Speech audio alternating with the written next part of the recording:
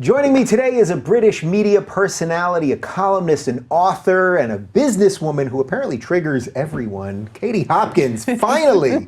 Welcome to the Rubin Report. Finally, I'm here. Thank you very much for having me. Yeah, it's my pleasure. We were going to do this about a year ago, and then something happened, travels, life. I know, I got sent somewhere to cover something else, or God knows what happened, but I was supposed to be here. But finally, I'm sitting in your studio, and I'm thrilled to be here, and I love your studio. It's very posh. Thanks. Oh, posh. It's posh. You are British. I am. I'm as British as they come. Yes. All right. We have a lot to talk about. You're here, I assume, mostly to do the Rubin Report. That's why you're in LA. But also you did... It's all I live for. It's all I've lived for like a month and a half, literally. I like wake up and go, oh, Rubin. Yeah.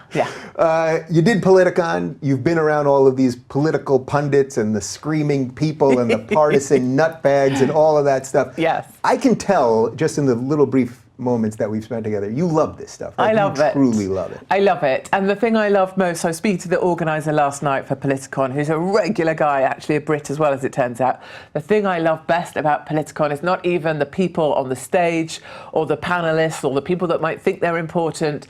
The people that made Politicon for me were the people queuing, this enormous line of people just queuing round and round and round to queue up for whatever it was they were passionate about.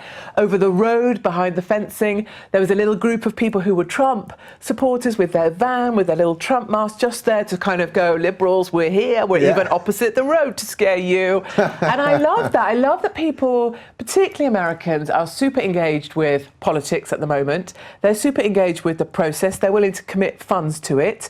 And I think that's what Trump has also blessed America with, is reinvigorating this enthusiasm for getting involved. I think that's a great thing. Yeah, so one of the things that I've been saying about Trump, and I did not vote for Trump, I didn't support Trump, but I had Trump. We can talk I can go off you, you know. We can talk all about it. I'm fine. I came here with goodwill for you. Listen, that's why we're here. It's out the door. Already? That was you didn't even vote for Trump. Oh man, I was going to tell you halfway through, but all right. But what I think that is better than anything else is that Trump has, as some of my guests have said, he's drove a truck through the store. And my metaphor is that he's taken the chessboard and thrown it up, that everything is such a mess right now that there is a new enthusiasm. There is fertile ground and all of that. And I think that's far more valuable in many ways than this policy or that policy or anything else. Yeah, so true. And in a way, your version of a mess might be that somebody just got fired after only 11 days in a job, or maybe your version of a mess is that someone else had to leave and someone leaked and someone was nasty and someone said rude words. But for me, coming from the UK and London, you know, a mess for us is a country that is not going to enforce Brexit that we voted for, 52% of us voted for. We may not ever see that. And mess for me is in 24 hours since I left the UK, there were 4 stabbings, 2 acid attacks and a riot. And then, of course, we've come off the back of a summer where we've been run down by trucks, blown up on bridges and stabbed with hunting knives when we're out trying to have a meal with our families. So your version of a mess in terms of a political system and organised chaos is quite different to my reference of a mess. Londonistan is a mess. Yeah, so you would really argue that the mess you're dealing with, even though for the people that are triggered or upset by Trump, that your mess is much worse than ours. Yeah, in many ways, you know, I look to America as kind of hope, like inspiration, hope. You've got someone tough in the White House that's determined to get things done. You've got a whole group of people who believe they'd been forgotten, which to me is the Brexiteers. It's the same, it's the rest of UK. That's the rest of America that isn't California or isn't New York. The rest of America got their voice heard. And that really speaks to the Brexiteer in me, where the rest of the UK finally got to say to London, no, you think you're smart, you think you're liberal, you don't live amongst the migration, you don't live with what we live with, and you're going to listen to us. And I think Trump did that, and I love that he does it. Yeah. Tell me a little bit about where your politics came from, like growing up. And were you always into politics? Were you into news? What happened here? What happened to me? I don't know. My father asked that on a fairly regular basis. Actually, he told me to ask that question. I bet. Said, what happened? I bet. My father says if I marry anyone else, I'm out of the will. So like he has some rules for me, and those are his basic rules now. It's no more weddings ever for me. I'm already on husband 2, but I call him like my current husband just to keep him like a little bit anxious. What happened to me? I don't know. So I was just a regular kid.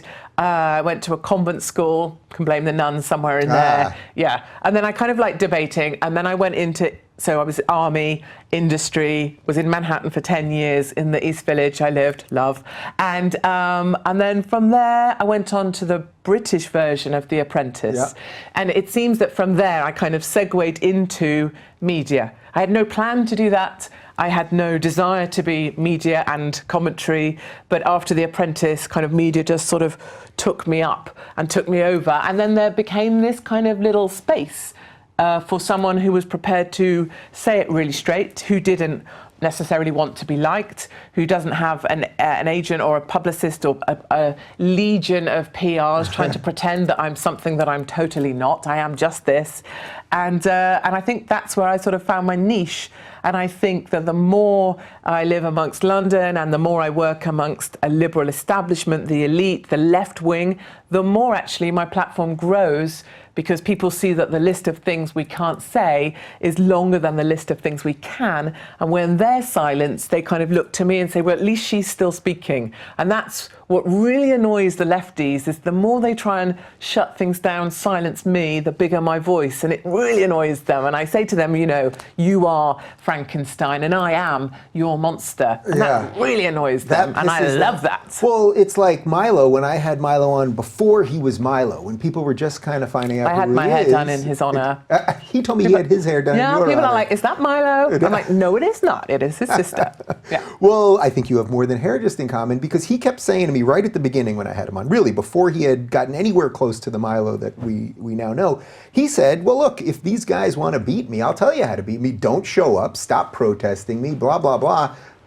You know, he wanted attention, and yet they kept doing the wrong thing. Do you find consistently that your intellectual opponents or the people that don't like you, that they won't even do the work to sort of beat your ideas, that it's just about silencing and the other stuff? Yes, exactly right. So they've become smarter. You know, I watch them. They're like amoeba or like some kind of virus or disease, and I watch them evolve. So they sort of worked out that antibiotic and how to beat that, and now they've evolved to get the next one. So their latest iteration of themselves is to go at your commercial sponsors, or to go at your boss, or to go at your boss's boss, or to try and take you down that way.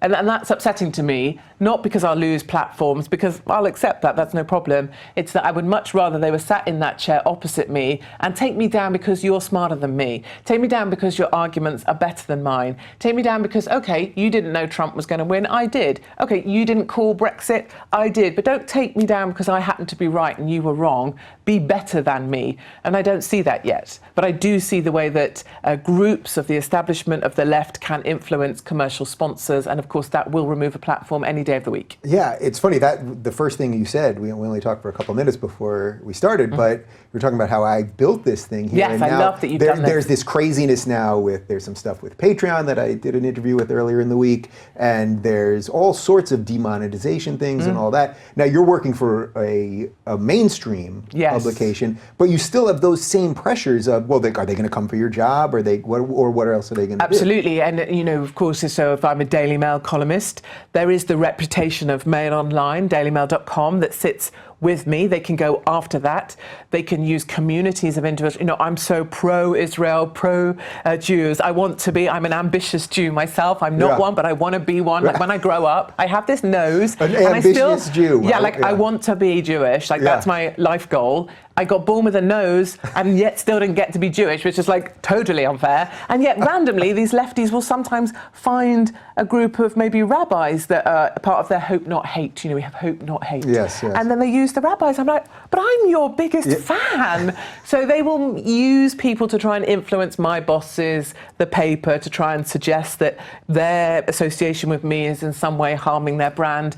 Whereas in reality, of course, all it takes is for me to put up a column that then is the most read column that week. And it's so infuriating because therefore I'm useful to the paper. Yeah. So how much of your political ideology, which obviously I want to get into, how much of it is based either just purely in like politics and, you know, the things behind philosophy versus just life?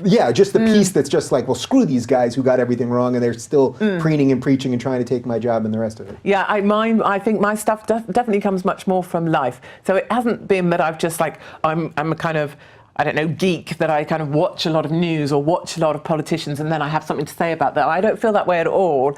What I feel, it's much more authentic to me. It's much more inside of me, the things I feel. So the reason I wanted to be in the forces, I went to Sandhurst. I was sponsored by the Intelligence Corps through university, a great surprise to most people who like to say that I'm stupid as one of my labels, right. Is that I wanted to defend my country. I wanted to fight for my country. I was going to be the first female general. I'm a proud patriot, so that's in me. And then when I went into business, the idea that the free market is the answer, that small state, limited state is the answer. To be a true libertarian, you will not prescribe how you can spend your money, what your healthcare comes from, how you will, spend your time. I think we need limited state. That comes from my time in business. And then certainly operating with people like things like The Apprentice or whatever, and just watching human nature, watching how easy, how quickly you can work someone out, what they're like, what they think, how they work, how you can take them down.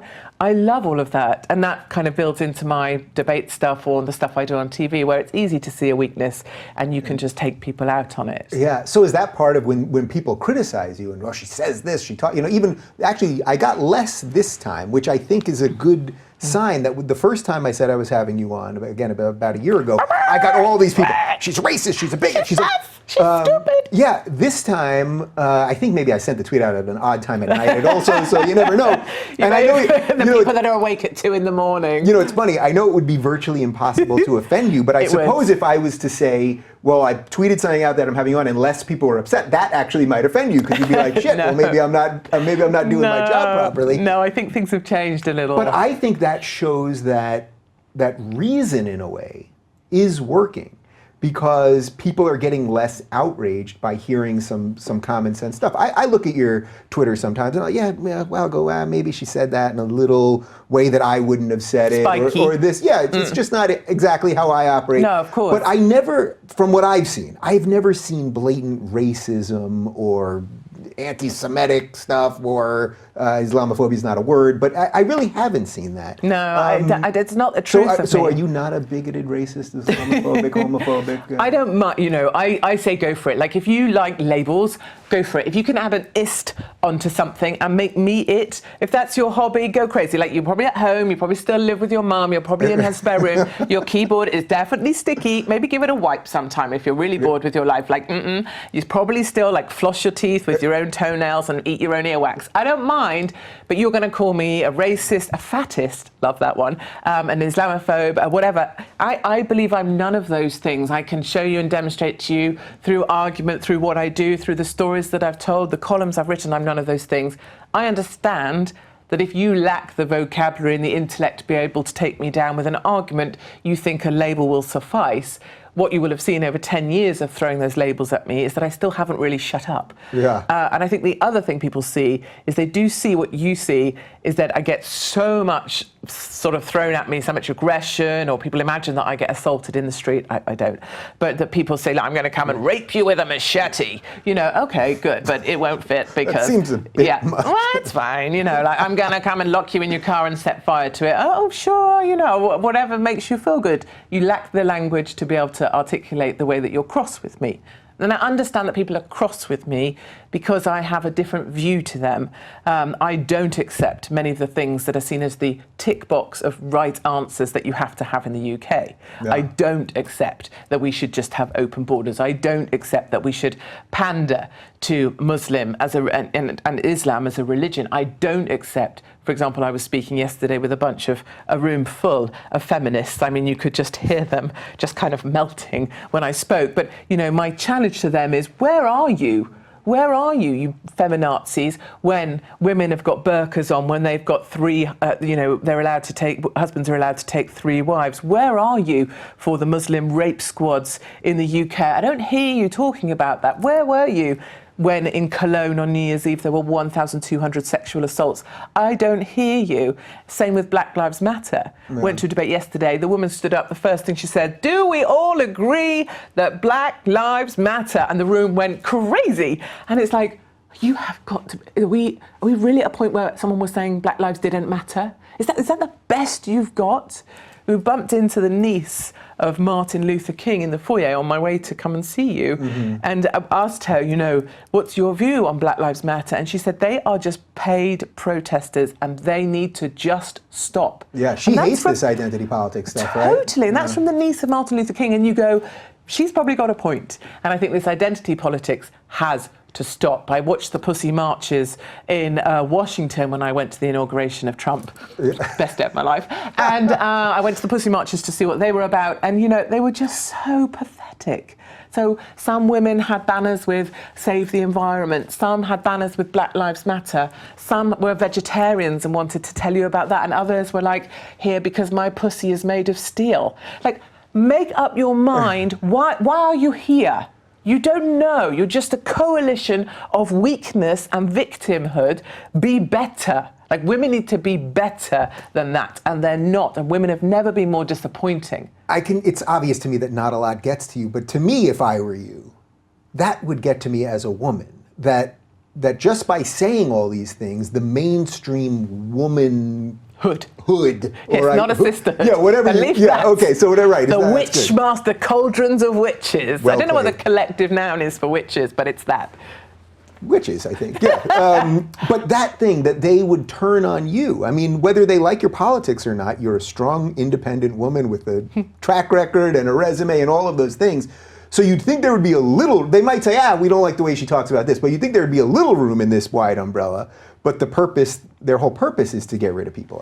Absolutely, and I quite like the idea they can't. I like the idea that I'm a woman, so men find it a bit tricky to directly challenge me unless they're threatening to, kill me on Twitter. And women find me really awkward because I am one, and yet I don't say the things they need it to say. So you can see the women in the room looking at me going, but she sort of is a woman, but she's not supporting endless maternity leave. She's not supporting the fact that we should have all-female shortlists. She won't buy into the idea that we should definitely have equal pay at all times. She won't buy into the idea that equal treatment, all you have to say is say that and it means something. If you listen to what the Women's March and the women's groups say, all their words come out, but I still hear nothing. They mean nothing. You say to them, so what's come from the Pussy Marches, the women's marches? What have you achieved? Tell me some definitive outcomes from the women's marches. Nothing. Nothing. There's just nothing. And so what will you advise women to do? Rise up. Rise up. That's all you hear. What? Rise up where? Go where? What are you rising up for? What are you achieving? They achieve nothing because they have no clear aim, no strategy, and no way of delivering it. And I think that's very disappointing. Where do you think that's worse? Do you think that's worse in Britain or in the United States, that intersectional thing? Because we know it's pretty terrible here, but I suspect it's probably pretty close. I think it's probably pretty close. I think so usually what happens in America comes to us. I think whatever you guys are up to, whether it's taking masses of prescription drugs, eventually we'll catch up and do the same. Yeah, sorry about that. Yeah, thank you. And if you get kind of chronically obese, eventually all of Britain will follow. That we do. Sorry about that. Yeah. I'm not here to torture you. I could just apologize for an hour. I would like to apologize for America. Now, but I do think things like the way that we've divided ourselves by these groups of victims, and the way you get ahead on the left is by being a bigger victim than the other victim, or less well represented, or somehow made to feel like you were a minority group. That is not unique to America. I think we suffer from it. I think Hillary Clinton was the kind of, she was the sort of flag bearer for that. She just waved the flag. If you're a victim, saw yourself as a victim, a minority, then go to Clinton. And that's why obviously she lost. That's why she had no cohesive policies that I ever remember. But that's definitely playing out in the UK. Young people, the first thing they identify with isn't their country or necessarily a political party. It's what their weakness is and how they can be more weak than the next person so that they own the victim status. And that is tragic. So outside of the people like you that are outspoken, talking about it and kind of being fun about it and everything else, how do you fix the system? I mean, how do you get the education system to go, being a victim is not something that you want to do later in life? Like, how do you actually do concrete steps to fix some of this stuff? So I kind of commit to doing 2 or 3 talks a month inside of schools or colleges that will allow me in, and we would appreciate that window is ever narrower. Yeah. Also, my main following on Twitter, so I have kind of 800,000 Twitter followers, whatever.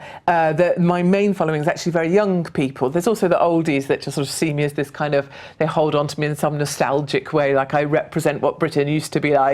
But actually it's the young people that follow and the young people that email me to say, I can't say what you say. I can't even, I'm not allowed to think the things you think, but I love that you do it. I love that you do it. I'm holding on to you, because they're in schools and colleges where they're being brainwashed just as you are here with your campuses, and they can no longer say any of the things that they would want to say. I have stories from kids that were in politics class that said, thinking of a caller to my radio show, a mother that her son said that he supported Trump, and eventually he was bullied out of that politics class even, and told by the lecturer that he should have less radical thoughts. I know a primary school that handed out Clinton mints in the playground the night before in Britain. The night literally? before, literally handed out mints with Clinton on so that the kids would know Clinton was the right answer. We have kids at age 4 and 5 who had to raise their hands if their parents voted for Brexit, and they were made to feel silly and went home and said, we were made to feel silly in class because you were the ones that voted Brexit. So, and after Trump got in, our school children were sent home and told in primary schools, you'll go home tonight and your parents will be crying and your parents will be very upset because the wrong person won. And in this school, we don't support hate. And they're allowed to teach that. And that is a very curious thing, because whilst we're trying to embrace this kind of idea of multiculturalism and, we're all equal and it's great that we have Muslims in our classes, that therefore means if Trump comes up with something labelled a Muslim ban, Trump equals hate, and the school takes that as permission to teach an entire generation of young people Trump equals hate. And that, I find that very hard, that the left tried to own the word hope and they tried to leave hate for everybody else, so that I become a hate preacher, which drives me crazy. Yeah, you gave me a lot there. Okay, so all right, so let's talk about Islam, because I don't know if you know this, but a lot of people are talking about it. You're talking about it a lot. So how much of this, it's hard for me sometimes when I follow certain people on Twitter to figure out how much of this stuff is actually real versus just sort of if everyone, and I'm not saying you specifically, but just people that cherry pick story, we focus on this. Yes. So, we hear about these rape groups now in England and that there were major cover-ups. We hear about these no-go zones.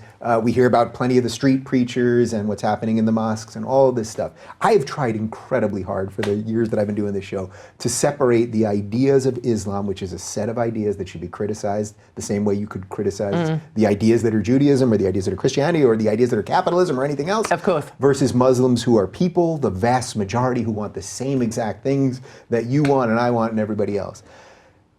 How big of an issue do you think this battle between the ideas of Islam and the West is? Or did I even frame that properly? No, I think it's fair the way you frame it, and I think it would be a great thing if we were able to, in our daily lives, I'm talking about in the UK, if we were able to separate those two things out nice and neatly, so that it was about Islam and the ideology and a criticism of that versus regular Muslims living in the UK, many of whom are working very hard. Many of whom have been here for generations and just want to crack on and do the same as the rest of us, which is look after our families, work hard and try and be vaguely healthy and happy as much as we can. But I think the problem for us is... By the way, we could be a lot better about that argument right here in America, too. So that's not unique to you guys, because I try to do it all the time and still get thrown in with the people that are not doing that. No, but I think in the UK, the problem with trying to have that kind of educated approach and that differentiation of those two positions is that when we live amongst it so much and the attacks are so relentless, it's hard. So as you're walking across, so if I think now, if I'm walking across Westminster Bridge to the House of Commons, the fact that there are these concrete bollards up that now separate people on pavements from the roads. When we go to certain junctions now, there's concrete bollards so that trucks can't drive into you when you're crossing. I think that we live amongst that so much that there's a fear of the acid attacks, where the police have just been putting out what to do in the instance of an acid attack. What to do. Right, so this is kind of the new one now, sort of. Yeah, so the evolution for us, so it was the terror attack, especially across Ramadan in the summer, that sort of peak terror for us, where we had the Manchester bomb as well. Then we had the police saying, you run, you hide, you tell. Run, hide, tell. That's the message from the police. So that was pushed out. And of course, that goes against everything inside of me that says, no, you chase them, you fight them, you try your best, you die trying. That feels more like the advice I want to hear. And there was a few people, one Millwall football supporter, who did precisely that. He fought those attackers with their knives and he got taken apart, but he survived. But anyway, run, hide, tell. That feels wrong. That's not British to me. And now we've got the latest police advice, which is for acid attacks, because the latest is to come up on a moped, squirt sulfuric acid and take people out that way. And the acid attacks are sort of, whatever it says, it's this, it's rinse, it's repeat, it's something, cover. And it's weird to me that we live in a time where that's our police advice, is about how to cope with terror and acid. I find it really hard then to differentiate, right, let's be a sensible philosophical debate about Islam versus I need a concrete bollard to get over that bridge, and here's my advice for terror. And I also think, we had surveys done, 52% of Muslims in the UK believe homosexuality should be illegal. 52% of the Muslims live, and the level of support for terror attacks from Muslims living in the UK is very high. And then, for example, when the grooming gangs attack, we have that in so many of our cities. They are coordinated, they are networked, they are devastating, and they see white girls, my daughters, as trash. We don't see many imams ever standing outside the courts to just say, not in the name of our religion. And I would have liked to see that more. I'd like to see feminists also saying, this is not right. But I don't hear that. There seems to be a silence on the left about all of that. So I think you've already answered this, but what do you think that odd alliance? I mean, I've had a zillion guests on to talk about this, but this strange alliance between feminism and Islam. I mean, there is an alliance between two things that should, by all accounts, be completely at odds with each other. Yeah, so on the left, for me, it seems to me there is a very clear hierarchy of things you accept. So you accept on the left, first of all, multiculturalism. Like, that is your bedrock, that's the foundation of everything. That's the number one thing you have to accept. And then things fall under that in a hierarchy that we could argue about. So maybe LGBT, maybe probably Black Lives Matter goes above that. You could put the environment somewhere. This is a hierarchy. So when it comes to homophobia in the Islamic community, the Muslim community, it's still, multiculturalism still takes precedent.